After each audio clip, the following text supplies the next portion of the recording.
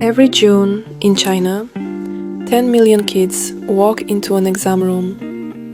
9 hours split over 2 days, sometimes 3.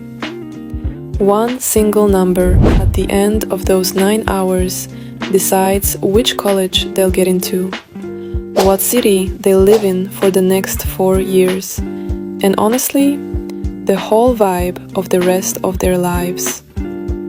Over there, they literally call it the family breaking exam, and they're not just being dramatic.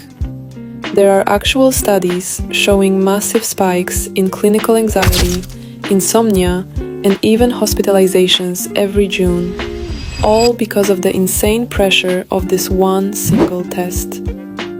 And yet, even with all that crazy pressure, every year there's a small group of students who just breeze through it without burning out, without crashing in March, and without their brains totally buffering during the test from months of exhaustion. The wild part? They aren't the ones studying 24/7. In fact, when you look at their routines, a lot of them actually study way less than their classmates, yet they show up fresh and absolutely crush the exam. You probably studied the way you were taught, even though no one actually explained how to do it. Rereading the same notes over and over, hoping they stick. Highlighting everything in pastel colors, like the aesthetic alone is gonna make you remember it. And pulling all-nighters fueled by iced coffee, pure anxiety, and sheer willpower. And you probably feel like the second you sit down for the test, right when you actually need the info, half of it just deletes itself from your brain, like you never even looked at it. That feeling? That total brain fog at the worst possible moment? It doesn't mean your memory is trash. It's not a lack of discipline. It's not that you didn't study enough. And it is 100% not that you aren't smart, even if it feels that way in the moment. The reality is that your study method is fundamentally broken. It's a glitchy system from the ground up, and nobody told you that these candidates who thought it seriously was probably just as memorization systems for their time. Today, they didn't just read the classic Confucian texts once and call it a day. They reviewed them in organized cycles spaced out over months or even years before the final boss exam. They'd recite a passage out loud, leave it alone for a specific amount of time, and then recite it again weeks later. If you took that exact pattern to any modern cognitive psychology lab today, one of the most hardcore with all our tech and research, they'd instantly recognize it. And the third is modern science actually put a name to this over a century ago, thanks to a German psychologist named Hermann Ebbinghaus. Because they probably don't even get it. His discovery was super simple, but by the end of this video, your brain doesn't forget stuff because you didn't try hard enough the first time. It forgets because you're reviewing the info at the wrong point in the process. Or when you review something right before your brain is about to drop it, that memory gets reinforced way stronger than if you reviewed it when you still remembered it perfectly. With every cycle, the memory gets practically bulletproof until it's basically permanent. Why these systems actually work on a biological and cognitive level, spaced repetition in action. Their backstory, practical application for this is crazy simple, and I want you to write this down right now before you keep watching. Let's get into it. Review the topic right after studying it for the first time. Day 3, review it again. Day 7, go over it again. Even if they day 21, one final review. You don't need to spend a whole hour each time like your original study session. 10 or 15 minutes is totally fine, as long as it's active recall. Meaning you actually try to remember the info from your brain, instead of just letting your eyes glaze over your notes. The classic rookie mistake, the one literally everyone makes at least once, is hoarding all the material until 3 days before the test, and then trying to cram 4 spaced reviews into 72 hours of pure panic. Even if it looks similar on paper, that's not spaced repetition. That's just a stress meltdown wearing a trench coat and calling itself a strategy. This system only works if you start weeks before the exam, even with 10-minute mini sessions. The secret sauce is the time that passes between reviews, not squishing a bunch of reviews in at the last minute. System 2, interleaving. The second system comes from somewhere you probably wouldn't expect in a study tips video: Shaolin monks. When you look closely at how they train their combat forms for years, You find something completely counterintuitive if you think mastery just equals repeating things. They don't spam the exact same technique 1,000 times until they pass out in one session. They train a specific move, take a break or switch completely to a different move, and then come back to the first one way later, when their physical and mental state is totally different. Neuroscientists call this interleaving or interleaved practice. And it's not just some weird monastery flex. Universities like UCLA have been running studies for over 20 years confirming this exact same pattern with math students, language learners, and even athletes. Mixing up different subjects or throwing different types of problems into the same study session actually kills your flow while you're studying. You feel slower and way more clumsy. But it produces insanely better results weeks later when the real test drops and the questions aren't neatly color-coded by chapter. Grinding the same subject for 3 hours straight, solving the exact same type of math problem over and over, feels super productive while you do it. Every problem looks just like the last one, and your brain goes into this cozy, mechanical autopilot. But controlled experiments with thousands of students prove over and over that this is actually one of the least efficient ways to learn for the long term. Why?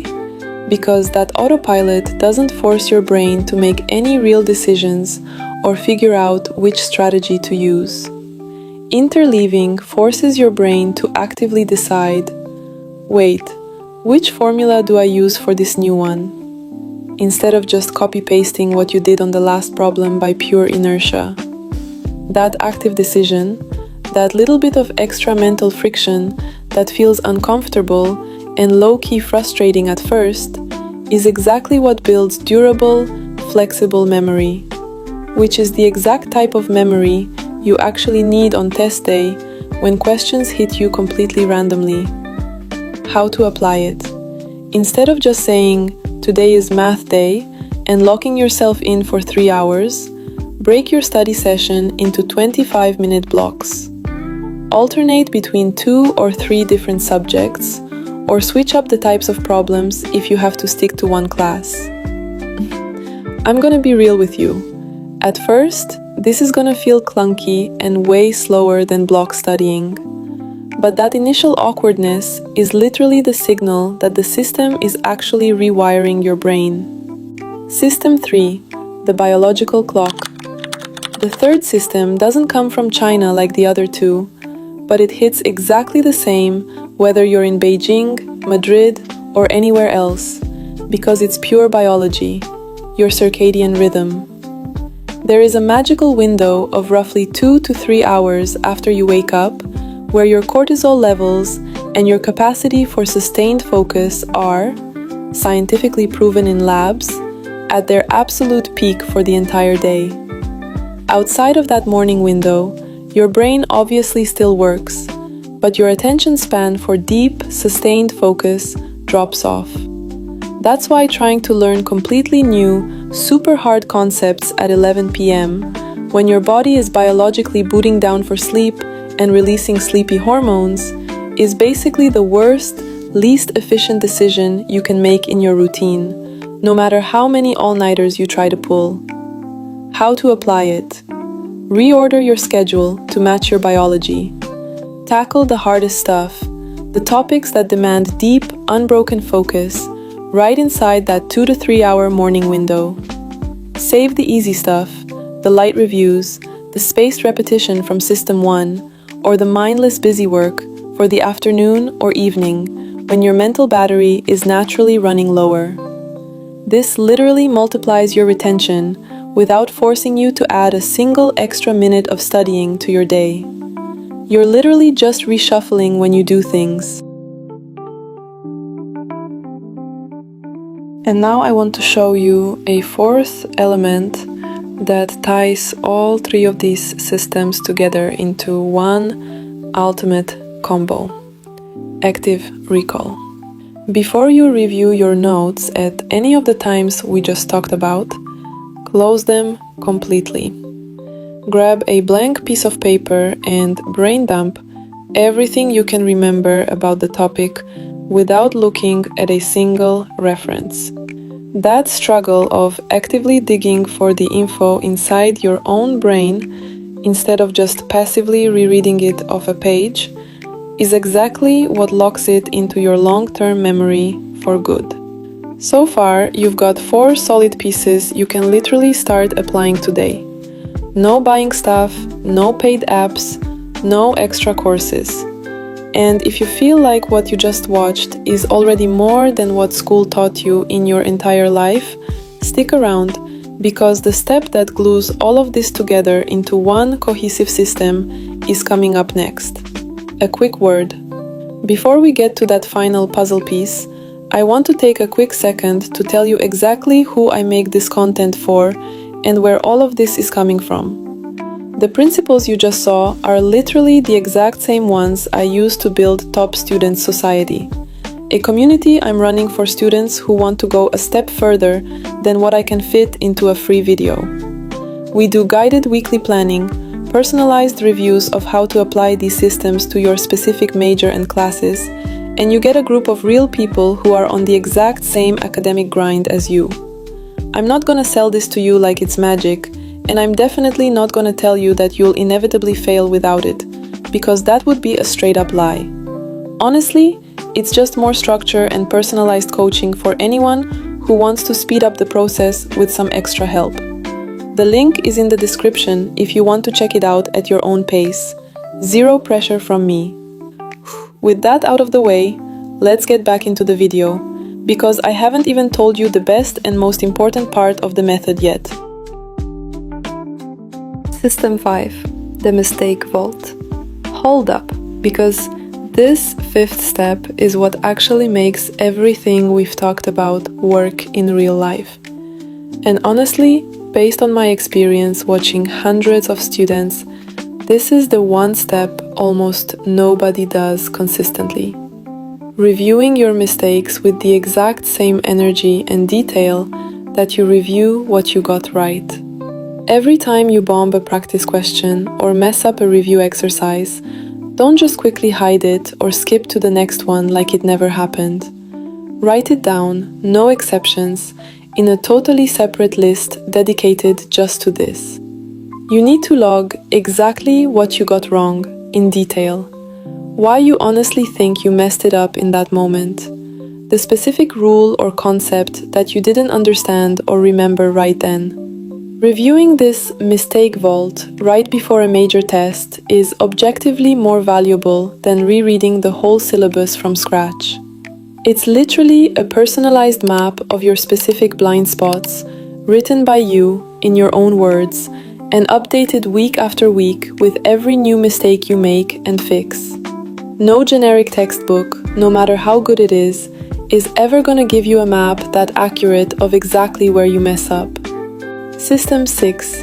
Sleep is not a reward. The 6th step is, hands down, the most ignored one in literally every country in the world, not just China. Sleep is not a treat you give yourself for studying hard all day. It is the exact biological phase where your brain physically consolidates everything you learned that day, transferring the information out of your short-term memory and locking it into way more stable, long-lasting neural structures. Getting trash sleep the night before an exam can actually tank your grade way more than squeezing in 2 extra hours of late-night cramming. Studies on brain performance literally prove this, especially for subjects where you actually have to think and solve new problems instead of just copy-pasting facts from your brain. Sleep deprivation doesn't just make you feel like garbage physically, it legitimately nerfs your real ability to figure out problems you haven't seen before. The top-tier students in Asia who actually maintain a crazy high GPA for years, not just the ones who burn out and crash after a single semester, gatekeep their 7 to 8 hours of sleep every single night. They treat sleep with the exact same discipline as their daytime grind. Getting enough sleep isn't a flex of weakness or a lack of ambition. It's literally just part of the training, the exact same way pro athletes need recovery time. Now, piece it all together because every single tip is goated on its own, but when you combo them, they're way more than the sum of their parts. You study during your morning peak. Mix up your subjects in blocks instead of boring yourself to death with just one. Use active recall instead of just rereading your notes. Actually review your mistake list instead of ignoring it like most people do. Hit your spaced repetition cycles, days 1, 3, 7, and 21. And protect your sleep every night so all that info actually gets locked into your long-term memory. There's a 7th step people sleep on because it sounds too basic to take seriously.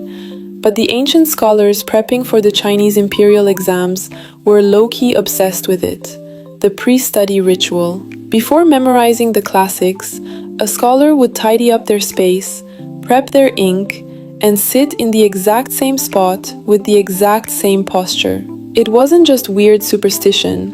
It was a physical cue to tell their brain that this specific moment was different from the rest of the day. Modern psychology calls this a focus anchor, a short, repetitive routine you do every single day that signals your brain it's time to lock in and get into deep study mode, so you don't have to rely purely on willpower. It can be as chill as closing your door, putting on the same lo-fi/instrumental playlist, and placing your phone face down out of reach before cracking open a book. The difference between starting a study session without a ritual and starting one with a solid routine is wild. Without one, your brain wastes minutes deciding if it actually wants to focus or just keep doom scrolling. With a routine, that hesitation basically vanishes because the signal becomes automatic after just 2 or 3 weeks of doing it the exact same way. The 8th step borrows straight from monk mode, both Buddhist and Confucian vibes. A digital fast during your study blocks. We're not saying you have to yeet your phone out of your life or become a literal monk. It's just acknowledging something neuroscience has hardcore confirmed. Every time your attention jumps to a notification and back, your brain doesn't just pick up where it left off. It needs several minutes to get back to that same level of deep focus. Focus studies say that recovery time is anywhere from 10 to 23 minutes, depending on how hard the task is. That means checking just one notification for literally a second in the middle of a 25-minute study block can basically ruin the entire benefit of that interleaved practice we talked about earlier. The practical hack: during every 25-minute block, your phone isn't just on silent on your desk. It's completely out of the room, or at least far enough away that you actually have to get up to reach it. It's not about having insane, hero-level willpower all the time. It's about taking the choice out of the equation entirely, because the easiest battle to win is the one you don't even have to fight. Now we're going to take this whole system a step further than the weekly plan we already covered, and stretch it into a full month, because major exams are almost never something you can clutch in just 1 week of prep. Week 1. Introduce all the new topics, always during your morning peak, in 25-minute mixed blocks, with strict 0 screen time during every single block. Week 2. Start your spaced repetition cycle for Week 1's stuff, while mixing in Week 2's new content. Your mistake list should be getting pretty beefy by now. So spend 10 minutes doing active recall on it every night before getting your full 7 to 8 hours of sleep. Week 3. This is where we drop something we haven't even talked about yet, and it's clutch. Full-length, timed practice exams in conditions that are as close to the real deal as possible. You're not doing this to memorize specific questions, but to build up the mental stamina to stay locked in for the entire length of the actual exam. Doing a random review of separate topics is never gonna prep you for that alone.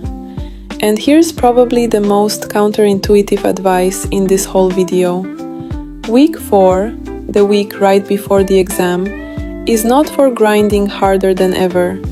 It's for tapering off, spending more time reviewing your mistake list and way less time on brand new material, while gatekeeping your sleep even harder than the previous weeks.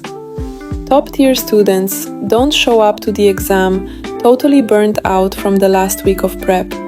They show up well-rested with the info already locked into their brains.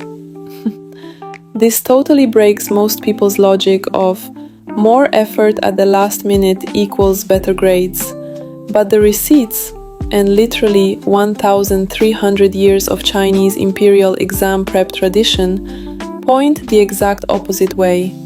Peak performance is built weeks in advance, and the final days are just for locking it in and chilling, not trying to cram everything at once.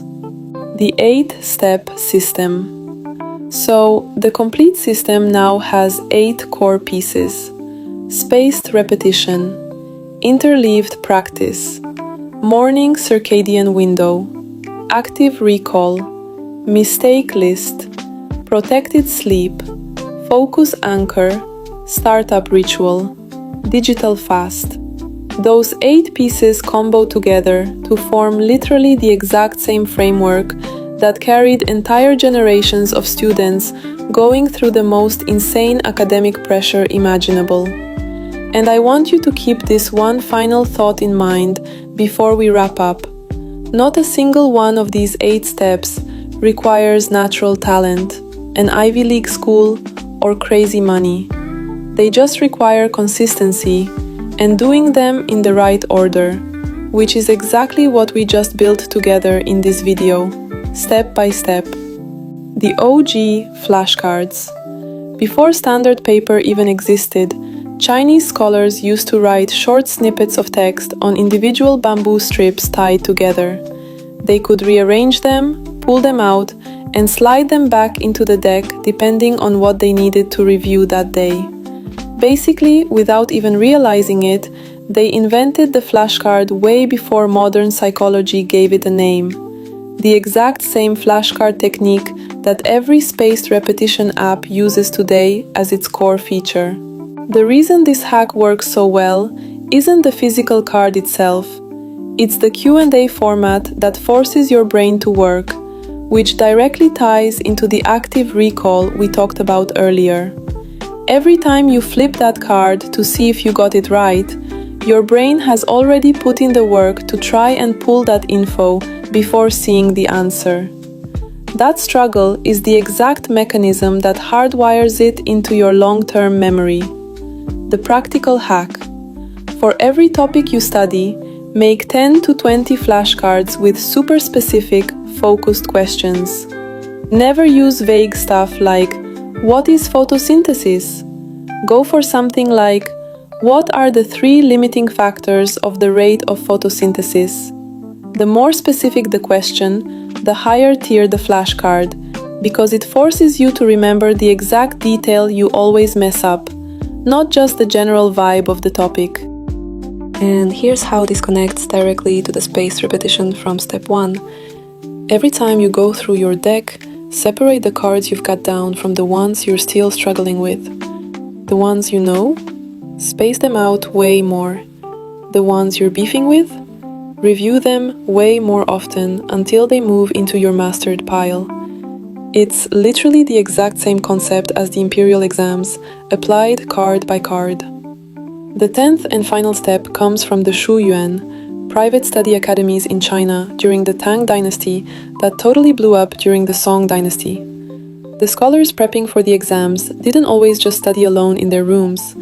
A ton of them linked up at these academies, studying in silence side by side, and then quizzing each other out loud on the classic texts. Modern psychology backs up 2 different perks to this setup. First is the shared accountability. It is so much harder to ditch a study session halfway through when someone is literally waiting for you at a specific time, compared to when you're just relying on your own solo willpower.